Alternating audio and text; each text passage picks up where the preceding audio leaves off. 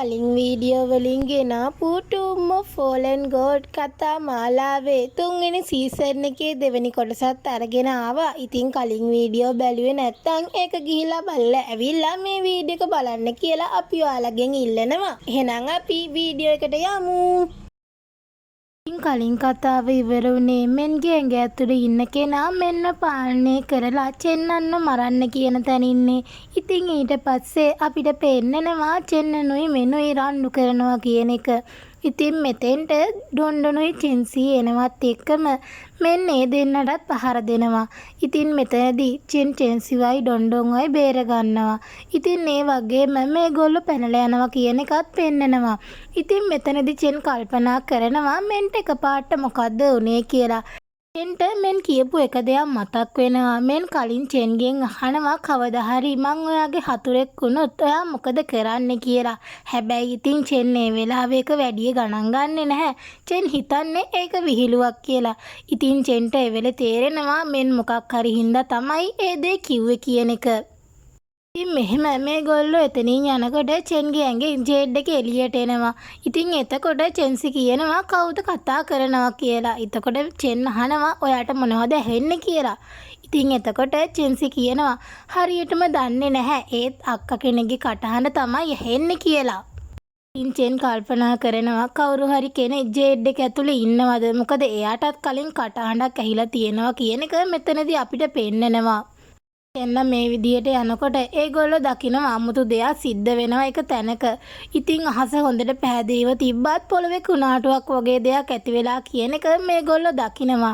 ඉතින් චෙන්ලා මෙතෙන්ට චුට්ටක් ලං වෙනකොට චෙන් දකිනවා එක අමුතු කෙනෙක්ව. ඉතින් ඒ කෙනාට තියෙන්නේ ටිකක් භයානක රූපයක් කියන එක චෙන් දකිනවා. ඉතින් මෙතනදී චෙන් ඕනාට වඩා අවදානම් ගන්න ඕනේ නැහැ කියලා වෙනම පාරකින් ඉස්කෝලේට යමු කියලා ඩොන්ඩොන්ට කියනවා. ඉතින් ඊට පස්සේ අපිට පෙන්නනවා ඉස්කෝලේ ළමයි දෙන්නෙක් ඇවිල්ලා චෙන්ව එක්කයි යනවා. ඉතින් මොකද ඉස්කෝලේ විදුහල්පති චෙන්ට කතා කරා කියලා. ඉතින් මෙතනදී ඒගොල්ලෝ චෙන්ට කතා කරලා තියෙන්නේ ඒක විශේෂ දෙයක් කියන්න. ඒක තමයි මරණයේ ආගාදය කියලා දෙයක් තියෙනවා. ඉතින් මේ මරණයේ ආගාදය ඇතුලේ එක ජේඩ් එකක් තියනවා වගේම ඒක විශේෂ අරාවකින් ආරක්ෂා වෙනවා. ඒ වගේම ඒ මරණයේ ආගාදයට යන්න පොරටුව දැන් විවෘත වෙලා තියෙනවා කියන එකත් ඒගොල්ලෝ චෙන්ට කියනවා. ඒ වගේම මේක විවෘත වෙන හැම පාරම එක ජීවත් වෙන මලසිරුරක් ඉන්නවා කියනවා. ඉතින් මේ කෙනා දෙවියෙක්ද මිනිස්සෙක්ද නැත්නම් යක්ෂයෙක්ද කියන එක කිසිම තැනක සඳහන් වෙලා නැහැ කියන එකත් මේගොල්ලෝ කියනවා. ඒ වගේම ඒ ගමන භයානකයි කියන එකත් මේගොල්ලෝ චෙන්නන්ට කියනවා. ඉතින් මෙතනදී චෙන්නන්ට තේරෙනවා මේගොල්ලෝ කියන කෙනා චෙන්නන්ට අර මගදී එනකොට පෙනිච්ච කෙනා කියන එක. ඉතින් මෙතනදී චෙන්නන්ට තේරෙනවා එයාගේ එක්ක තියෙන අතීතයේ රහස මේ මරණය නිම්නේ හැංගිලා ඇති කියන එක. ඉතින් ඒකත් එක්ක චෙන්නන් යන්න තීරණය කරනවා. අර ගොල්ලන්ටත් කියනවා එයා යනවා කියලා. හැබැයි මෙතනදී ප්‍රධාන ආචාර්යවරයා කියනවා මේ ගමන ගොඩක් භයානකයි. ඔයා තනියම යන එක හොඳ නැහැ. ඒ වගේම අපේ ඉස්කෝලෙන් මේකට යන්න තරම් නිර්භීත කවුරුත් ඉදිරිපත් වෙන එකක් නැහැ කියන එක. හැබැයි ප්‍රධාන ආචාර්යවරයාට හොඳ අදහසක් ඇවිත් තියෙනවා. ඉතින් එයා කියනවා අපි මේක ප්‍රචාරය කරොත් රටවල වෙන ඉස්කෝලවල ළමයි මෙතෙන්ට එයි දක්ෂෝ. ඉතින් එතකොට ඔයාට යන්න ඕන තරම් සගයෝ ඉන්නවා කියන එක. ඉතින් චෙන්නන්ට තේරෙනවා ප්‍රධාන ආචාර්යවරයාගේ සැලැස්ම ගැන. ඊට පස්සේ ඒ සීන් එක කට් කරලා අපිට ඩොන්ඩොන්ව පෙන්නනවා. ඉතින් ඩොන්ඩොන්ට අමුතු දෙයක් සිද්ධ වෙනවා කියන එක මෙතනදී අපිට පෙන්නනවා. ඉතින් මෙතනදී චෙන්නන් බය වෙලා මොකද්ද වෙන්නේ කියලා අහද්දී ඉතින් මෙතනදී විදුහල්පතිතුමා කියනවා ඩොන්ඩොන් ඉස්කෝලේට ආවට පස්සේ මම ගොඩක් පාරක් කල්පනා කරා. ඇයි ඩොන්ඩොන් පොඩි විදියට හිටියේ වගේම එයාට පොඩි ළමයෙක්ගේ මානසිකත්වයක් තිබුණේ කියලා. හැබැයි දැන් මට තේරෙනවා මොකද කලින් ඩොන්ඩොන් පස්වෙනි පෙළේ මකරෙක්ටත් වඩා ඉහළින් ඉඳලා තියෙනවා. හැබැයි එතනදී ආපු පීඩාව අසාර්ථක වෙච්ච හින්දා ඩොන්ඩොන්ගේ බලය වගේම මතකයක් නැති වෙලා තියෙනවා. ඒක හින්දා තමයි ඩොන්ඩොන් පොඩි ළමයෙක් විදියට වෙනස් වෙලා තියෙන්නේ කියන එක මෙතනදී විදුහල්පතිතුමා චෙන්නන්ට කියනවා. ඉතින් චෙන්නන් මෙතනදි බය වෙනවා ඩොන්ඩොන්ට කරදරයක් වෙයි කියලා. චෙන්නන් ඒකට මැදිහත් වෙන්න හැදුවත් විදුහල්පතිතුමා එයාව නවත්තලා කියනවා ඒකට අපිට මැදිහත් වෙන්න බෑ. ඩොන්ඩොන් තනියම තමයි පීඩාව ජය ගන්න ඕනි කියලා.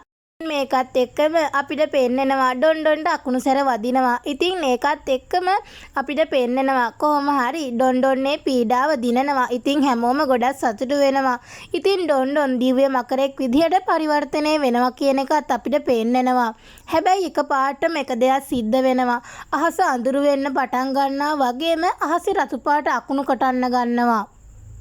වගේම එක රතු පාට ලොකු ඇහැක් පේන්න පටන් ගන්නවා වගේම ඉතින් මෙතනදී විදුහල්පතිතුමාට තේරෙනවා මේ එන්නේ මරණේ නිම්නේ එහෙමත් නැත්නම් මරණේ ආගාදයේ හුස්ම කියන එක.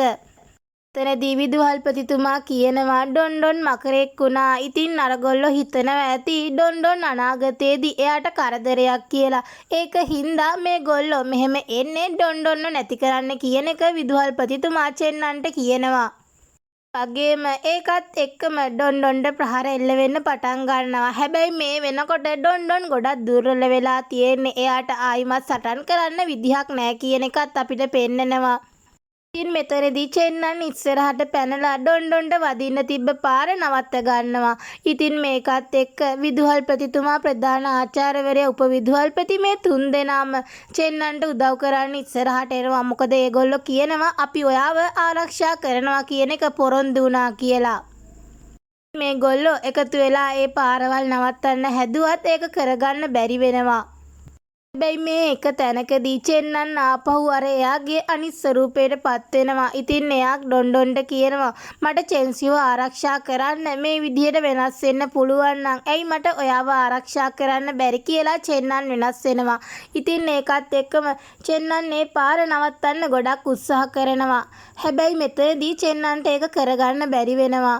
ඉතින් මෙතනදී අපිට පෙන්නනවා ඩොන්ඩොන් අඬා චෙන්නන් අනිත් පැත්තට විසික් වෙද්දී ඩොන්ඩොන් මේ පාර ගන්නවා කියන එක. ඉතින් ඩොන් එකත් එක්කම චෙන්නන් ආපහු නැගිටලා බලද්දී චෙන්නන් දකිනවා ඩොන්ඩොන් අමාරුවෙන් බිම වැටිලා ඉන්නවා. ඉතින් මෙතනදී චෙන්නන් එයා ළඟට යනවා. ඉතින් චෙන්නන් ගොඩක් දුක් වෙනවා. ඉතින් ඒකත් එක්කම චෙන්සි පවා මෙතෙන්ට ඇවිල්ලා ගොඩක් දුකෙන් අඬනවා. ඉතින් මේ චෙන්සි අඬද්දී එයාගේ කඳුළු බින්දුව ඩොන්ඩොන්ගේ ඇඟට වැටෙනවා. ඉතින් මේ වැටෙනවත් එක්කම එකපාරට ඩොන්ඩොන් සම්පූර්ණයෙන්ම අතුරුදහන් වෙලා ගිහිල්ලා එකපාරට චෙන්සිගේ අතේ සලකුණක් විදිහට මතුවෙනවා. ඉතින් මෙතනදී විදුහල්පතිතුමා කියනවා මේ දේ හිතා ගන්නවත් බෑ. ඩොන්ඩොන් චෙන්සිගේ අතේ නිදිය ගන්නවා. ඉතින් කවදා හරි ඩොන්ඩොන්ගේ ආත්මය සම්පූර්ණ වෙලා ඩොන්ඩොන්ට නැගිටින්න පුළුවන් තරම් බලයක් ආවොත් ඩොන්ඩොන් ආපහු නැගිටී කියන එක චෙන්නන්ට කියනවා. ඉතින් මේකත් එක්ක චෙන්නන්ට පොඩි සැනසීමක් දැනෙනවා වගේම එයා හිතනවා ඩොන්ඩොන් මෙතන ආරක්ෂිතව ඉඳී කියන එක. ඒ වගේම එයා කල්පනා කරනවා මරණය නිම්නයට යන එක ගොඩක් භයානකයි. හැබැයි එයාට යන්න සිද්ධ වෙනවා එයාගේ අතීතය ගැන හොයන්න කියන එක. ඉතින් ඊට පස්සේ අපිට පෙන්නනවා පහුවදා මරණය නිම්නයට යන්න කට්ටිය ඉස්කෝලේට එකතු වෙනවා. ඉතින් වෙනත් රාජ්‍යවලින් වගේම එක එක ඉස්කෝලවල වලින් දක්ෂයෝ ගොඩක් ඇවිත් ඉන්නවා කියන එක චෙන්නන් දැකලා ටිකක් පුදුම වෙනවා. මොකද ඒගොල්ලෝ ගොඩක් දක්ෂයි කියන එක චෙන්නන්ට තේරෙනවා. එතෙන්ට මෙනුත් එනවා කියන එක චෙන්නන් දකිනවා. ඉතින් චෙන්නන් මෙන් ළඟට ගිහින් කතා කරද්දී චෙන්නන්ට හොඳටම තේරෙනවා එයාව මරන්න හදපු කෙනා අනිවාර්යෙන් මෙන් තමයි කියන එක. ඉතින් චෙන්නන් අහනවා ඇයි ඔයා මාව මරන්න හැදුවේ කියන එක. හැබැයි මෙතනදී මං චෙන්නන් කියන දේවල් දන්නේ නැහැ කියන එක කියනවා. එතනදී අනිත් අය කියනවා අපි මෙතන රණ්ඩු වෙන්න නෙවෙයි ආවේ. ඕගොල්ලෝ මේ රණ්ඩුව පැත්තකින් තියන්න. අපි ජේඩ් එක හොයන්න එකතු වෙලා වැඩ කරන්න ඕනේ. ඒක හින්දා ඕගොල්ලෝ රණ්ඩු වෙන එක පස්සේ කරගන්න කියලා මෙතන හැමෝම කියනවා. ඉතින් ඒකත් එක්කම මෙන් චෙන්නන්ව ගණන් ගන්නේ නැතුව ගිහිල්ලා අල්පතිතුමාට ආචාර කරනවා කියන එකත් අපිට පේන්නනවා. ඉතින් ඊට පස්සේ මේ ගොල්ලෝ මරණය නිම්නයට යන්න පිටත් වෙනවා කියන එක අපිට පේන්නනවා. ඉතින් මේගොල්ලෝ මෙහෙම යනකොට මෙතනදී චෙන්නන්ට අමුතු හැඟීමක් දැනෙන්න පටන් ගන්නවා. ඒක ලොකු කේන්තියක් කියලා චෙන්නන්ට තේරෙනවා. ඉතින් චෙන්නන් ගොඩක් වෙලා කල්පනා කරනවා. එයාට එහෙම දැනෙන්නේ මෙන්ග වෙනස් වෙලා තියෙන හින්දාද? එහෙම නැත්නම් එයා ගොඩක් ශක්තිය පාවිච්චි කරලා ගොඩක් දෙනෙක්ව මරලා දාපු හින්දා එයාගේ මරණ චේතනාව වැඩි වෙලාද කියන එක චෙන්නන් ගොඩක් වෙලා කල්පනා කරනවා. ඔය අතර එක තැනකදී චෙන්නන්නගේ මකරත් එක්ක එයාලට ඉස්සරහට යන්න බැරි වෙනවා. ලොකු පීඩනයක් දැනෙනවා. ඉතින් මේකත් එක්ක මේගොල්ලෝ මකරගෙන් බැහැලා පයින් ගමන යන්න පටන් ගන්නවා. ඊට පස්සේ මේ එක තැනකදී මෙන් කියනවා කට්ටිය කණ්ඩායම් දෙකකට බෙදුනොත් හොඳයි. මොකද මුල්ම කණ්ඩායමට කරදරයක් වුණොත් පස්සේ අයට හරි පැනට යන්න පුළුවන් කියලා. හැබැයි එතකොට මෙතනදී චෙන්නන් කියනවා මෙන්ට නෙළුම් වේදිකාව තියෙනවා. ඒක හින්දා අනිවාර්යෙන් මෙන් පළවෙනි ටීම් එකේ ඉන්න ඕනි කියලා. මෙන් මේකට ටිකක් අදිමදි කරනවා. ඉතින් මෙතනදී මුලින්ම ඉඳන්ම මෙන්ගේ පැත්ත ගත්තු එක කොල්ලෙක් ඉන්නවා. ඉතින් ඒ කොල්ලා මෙතනදීත් මෙන්ගේ පැත්ත අරගෙන ඒක ටිකක් අසාධාරණයි කියලා කියනවා. ඉතින් මෙතනදී මෙන්න එකඟ වෙනවා චෙන්නනුයි එයයි පළවෙනි තැන ගන්නවා කියන එක වගේම ඉතුරු අය එයාලගේ පස්සෙන් එනවා කියන එක. ඉතින් මේකත් එක්ක මේ ගොල්ලෝ ඉස්සරහට යනවා කියන එක පෙන්නනවා. ඉතින් එක තැනකදී මේ ගොල්ලෝ එක අමුතු තැනකට එනවා. ඉතින් මෙතනදී චෙන්නන්ට මොකක් හරි දෙයක වැරද්දක් තියෙනවා කියලා තේරෙනවා. මොකද චෙන්නන්ට ලොකු බලයක් තියෙන කෙනෙක්ගේ පැවැත්මක් දැනෙන්න පටන් ගන්නවා. ඉතින් මේක හින්දා චෙන්නන් බය වෙලා ඉක්මනට මෙතනින් යන් කියනවා. ගොල්ලෝ එතනින් පැනලා යන්න හැදුවත් මෙයාලට ඒක කරගන්න බැරි වෙනවා. හරියටම චෙන්නන්ට පැවැත්ම කියලා දැනෙච්ච තැනට මේ ගොල්ලන් ලණු වලින් බැදිලා ඇදිලා යනවා කියන එක අපිට පෙන්නනවා. ඉතින් මේ ගොල්ලන්ව එක අමුතු තැනකට අරන් එනවා. ඉතින් මෙහෙම ගෙනාපුවාම චෙන්නන් දකිනවා අර එයාට මුලින්ම පෙනිච්ච යෝධයෙක් වගේ අමුතු මිනිස්සයාව. ඒ වගේම ඒ කෙනා අමුතු භාෂාවක් කතා කරනවා. ඉතින් මෙතනදී චෙන්නන් ටික පුදුම වෙනවා කියන එකත් අපිට පෙන්නනවා. හැබැයි ඊට පස්සේ චෙන්නනුත් ඒ භාෂාවෙන් කතා කරනවා. හැබැයි අපිට පෙන්නන්නේ එයාලා මොනවද කතා කරේ කියන එක. ඉතින් ඒකත් එක්කම අර කෙනා පිස්සු ඇදිලා වගේ කෑ ගහන්න ගන්නවා. ඉතින් ඒ සද්දේ මේ අනිත් අයටත් දරා ගන්න බැරි වෙලා ඒ හැමෝමත් සිහි නැතුව වැටෙනවා වගේම චෙන්නන්ටත් සිහිය නැති වෙනවා. ඉතින් ඊට පස්සේ චෙන්නන්ට සිහිය එනකොට අර කෙනා මෙයාලගේ ඉස්සරහා ඉන්නවා. ඉතින් ඒ කෙනා කියනවා චෙන්නන්ට ඔයා කලින් කියපු දේවල් ආයි කවදාවත් කියන්න එපා. මට ඒ දේවල් ඇහුණාම පිස්සු හැදෙන්න එනවා. ඕගොල්ලන්ව මට මරන්න හිතෙනවා කියන එක ඒ කෙනා චෙන්නන්ට කියනවා. ඉතින් මේ කෙනා තවත් චෙන්නන්ට කියනවා ඔයා ගොඩක් පුදුමයි. හැබැයි ඔයා කවුරු වුණත් මට වැඩක් නැහැ. ඔයගොල්ලෝ මෙතෙන්ට ඇතුල් වෙච්ච වෙලාවෙ ඉඳන් මෙතන තියෙන නීති අනුගමනය කරන්න ඕනි කියලා එයා එක සැකස්මක් වගේ දෙයකින් මේ ගොල්ලන් ඔය මායාවකට ඇදලා දානවා. ඉතින් මෙතනදී එයා තවත් කියනවා ඔයගොල්ලෝ මෙතනදී දකින දේ ඇත්ත වෙන්නේ නැහැ. ඒ වගේම ඇහෙන දේත් ඇත්ත නොවෙන්න පුළුවන්. හැබැයි මේ හැමදේම ඔයාලගේ හිතේ තියෙන දේවල් ඔයගොල්ලෝ වැඩිපුරම බය වෙන දේවල් කියලා මේ කෙනා කියනවා. ඒ වගේම එයා තවත් කියනවා මේක ඔයාලට දෙන එක පොඩි පරීක්ෂණයක් විතරයි කියන එක. ඉතින් මෙතනදී අපිට පෙන්නනවා චෙන්නන්ට එකපාරින්ම මේ සැකස්ම අයින් කරලා දාලා එයා එතනින් බේරෙනවා කියන එක.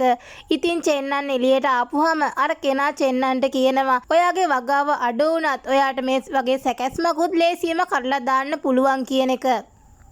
ඉතින් ඊට පස්සේ අපිට පෙන්නනවා මෙන් දකින දේත්. ඉතින් මෙතනදී මෙන් දකිනවා එයා පොඩි කාලේ ඉඳන් දක්ෂ විදිහට පුහුණු වීම කරනවා. ඒත් එකපාරටම නිකායට මංකොල්ලකාරයෝ වගේ පැනලා නිකාය විනාශ කරලා දානවා. ඉතින් මෙතනදී එයාට පුහුණු වීම කරපු වැඩිමල් සහෝදරිය මැරෙනවා. වගේම එයාට මාස්ටර් නපුරු මුතුන් මිත්තෝ ගැන වගේ දේවල් උගන්වනවා. ඉතින් චෙන්නනුත් මේ දේවල් දිහා බලාගෙන ඉන්නවා. ඉතින් චෙන්නන්ට මේ දේ පේනවා කියන එක අර කෙනාට තේරෙනවා. එතකොට ඒ කෙනා කියනවා ඔය අම්මට පුදුම ගොඩක් ගේනවා.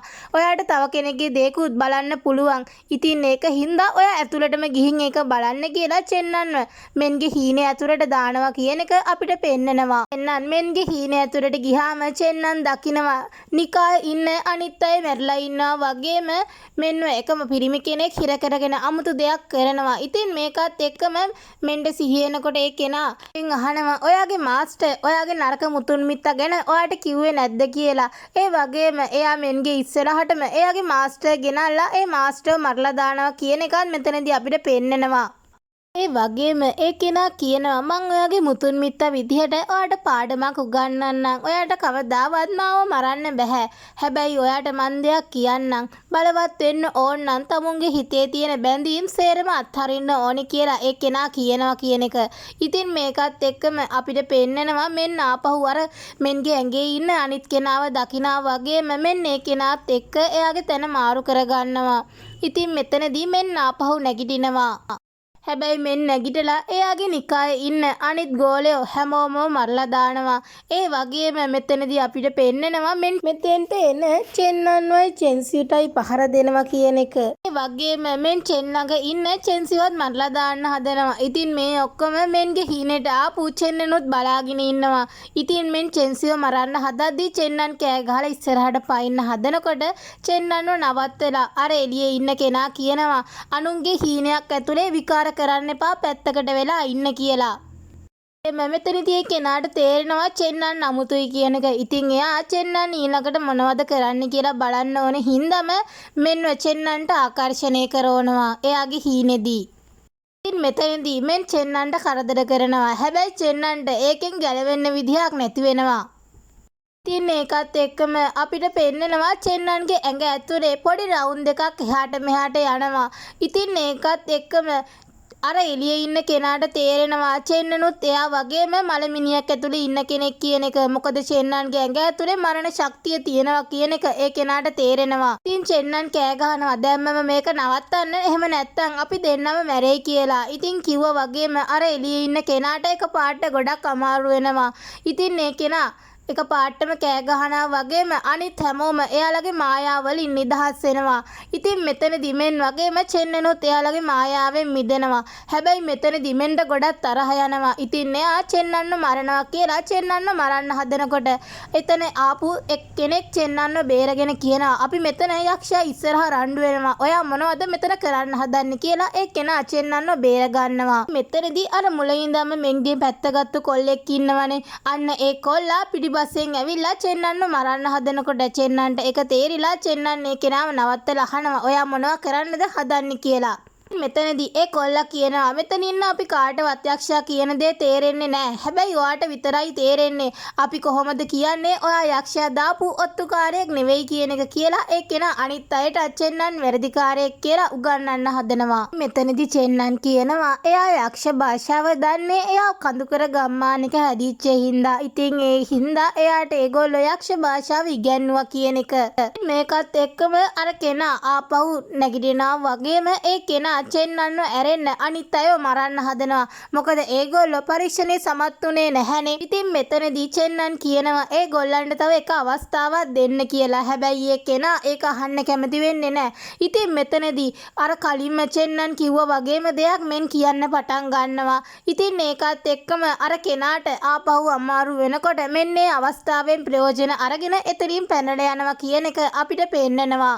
ඒ වගේම අර මෙන්ට උදව් කරපු කොල්ලෙක් හිටියේ. ඉතින් ආන්ගේ කොල්ලා එතන ඉන්න කීප දෙනෙක්ව මරලා දානවා. ඒ වගේම ඒ කෙනා ඒ ගොල්ලන්ගේ ලේ අරගෙන ඒකෙන් ගොඩක් ශක්තිමත් වෙලා ඒ කොල්ලත් එතනින් පැනලා යනවා කියන එක අපිට පෙන්නනවා. ඒ වගේම අර කෙනා ආපහු හොඳ සිහියට ආවට පස්සේ එයා චෙන්නන්ව ඇරෙන්න අනිත් ඉන්න හැමෝටම පහර දෙනවා කියන එකත් අපිට මෙතනදී පෙන්නනවා. ඊපස්සේ අපිට පේන්නනවා කට්ටියව මරලා පැනලා ගියපු කොල්ලා එයාලා ආපු මකරවත් අරගෙන එතනින් යන්න යනවා කියන එක. ඉතින් මෙතනින් අද අපි ගේන කොටස ඉවර වෙනවා. ඊළඟ කොටසත් ඉක්මනටම අරන් එන්නම්. එතකන් ගිහින් එන්නම්. බයි.